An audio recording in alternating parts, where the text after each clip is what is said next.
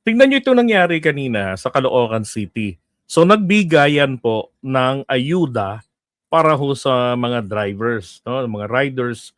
Aba, nagkagulo. Alam niyo maraming pinuntahan na, marami nang nabigyan na lugar na mga subsidy 5,000. Hindi naman nagkagulo. Pero dito sa Caloocan nagkagulo. At ito pa matindi, tila yata mali pinasok nila nitong mga taong ito na lugar. Oh.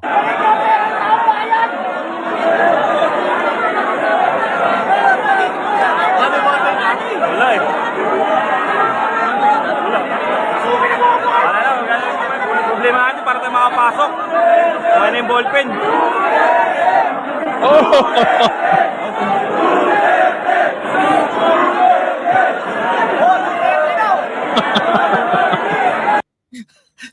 So sigaw nila, Duterte, Duterte. Eto tayo eh. Yan tayo eh. 'Di ba? Mali yung pinuntahan yung lugar eh. Dapat sa Davao City kayo nagpunta, uy. 'Di ba? Isipin niyo no, Duterte, Duterte kayo, you hate the president, 'di ba? Tapos pagdating ng ayudahan, anak ng putya, nakikipagsiksikan kayo sa pila. Kaya ho gumulo yung gumulo yung pilahan. Pero niya buong Pilipinas, wala akong nababalitaan na may ganyang gulo. Abay dito sa Caloocan City, nagkagulo. O sino mga nanggulo diyan, nang gumulo sa pila? O di yung mga mahilig kumontra sa gobyerno, yung mga hiyaw ngayon ng hiyaw diyan ng Duterte. Oh. Ay, nako, hindi ho kayo nagkamali, May. Yun na nga narinig natin diyan.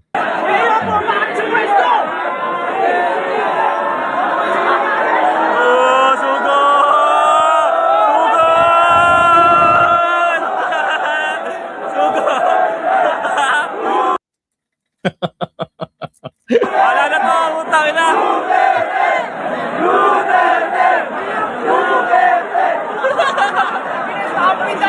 Utang na, kakagulo to. Milyanes! Pasukin, pasukin! Milyanes!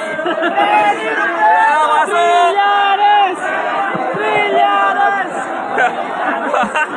Pasok! Wala talaga no pagka pinasok ng mga makukulit. Oh.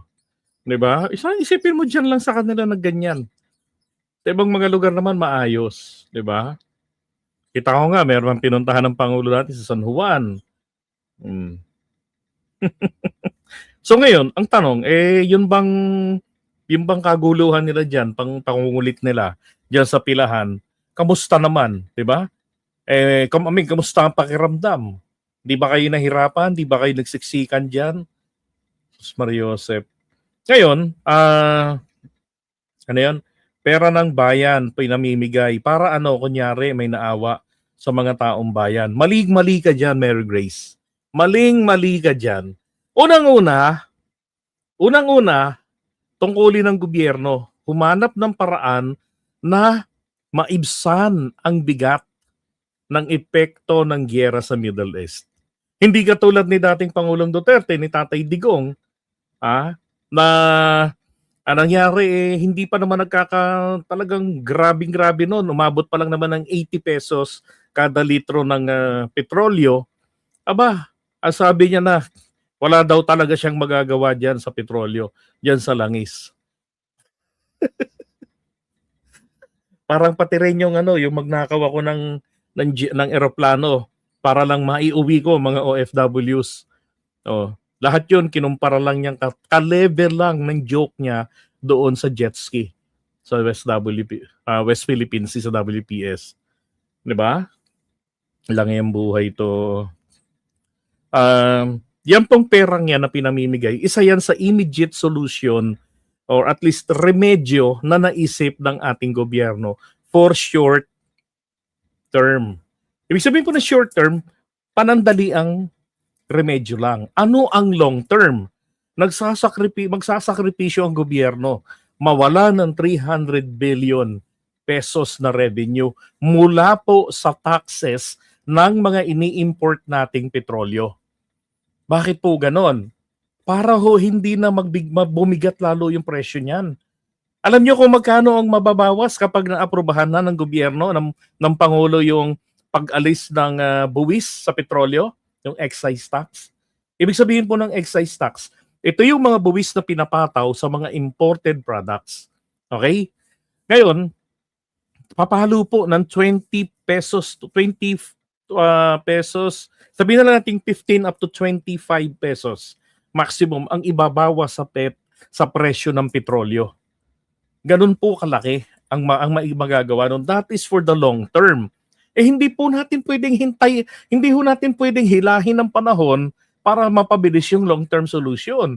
Kasi may proseso yung mga mambabatas natin. Yung economic team, kinakailangan nilang magkaroon ng desisyon na hindi ho padaskol-daskol. Kailangan i-give up natin ang revenue na magpapabagsak ng 300 billion mahigit sa susunod na taon na revenue ng Pilipinas. Anong epekto nito? Yari tayo sa national budget. 'Di ba? So kailangan nilang makahanap ng magiging alternative solution doon. Tapos pag binigay ngayon sa taong bayan 'yan, that's the long term, 'di ba? Hindi na tayo kailangan pumila for another 5,000. At sigurado ako, kahit na meron na po tayong long-term solution, mag-normalize yung presyo ng petrolyo dahil sa pag-give up ng Pangulo, ng gobyerno natin doon sa excise tax, hihingi pa rin kayo, hahanap pa rin kayo, Mary, ng ayuda. Nasanay tayo sa ayuda na ginawa ng Duterte administration. Bakit para ngayon masama ang loob ninyo na may ayuda? Pero kasi sinasabi ko sa inyo, sigurado talaga, hihingi at hihingi pa rin kayo ng ayuda. 'Di ba? Yan ang problema ng mga Pilipino. Sabi nga nung panahon ni dating Pangulong Duterte, naging ayuda nation na tayo eh. Oh. Totoo naman eh. Oy, shout out. Kumaring Anis Sipcon. Isa sa magaling na na political commentator no sa kanyang mga live stream niyan si Ani Sipcon. So dalaw-dalawin niyo rin yung kanyang live, yung kanyang channel po. Ayan, Ani Sipcon. Okay. And kaya Luz Yang, yan. Happy birthday po kay Cecil Grande ng PWD Barangay Escopa 3 Project 4 Quezon City. Yan, happy birthday po sa inyo. Pagbati po mula kay Luz Yang. Alright, so thank you mga kapatids. Man, at least pinamimigay ang pera ng bayan at hindi pinamigay sa mga pinamigay sa mga chichirya, tama ka. Hindi ginawan chichirya, 'di ba?